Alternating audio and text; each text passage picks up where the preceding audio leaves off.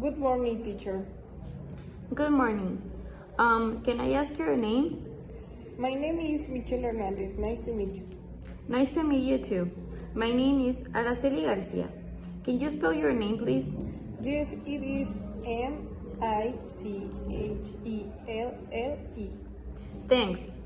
Excuse me, teacher. I will need your phone number and your email address because I will be practicing again in November, so I need to be in contact with you.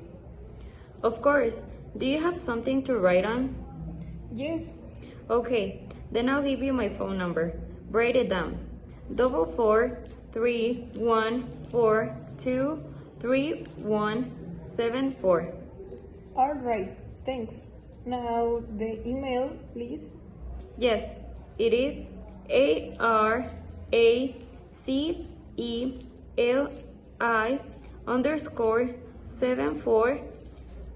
ARACELI_74@gmail.com.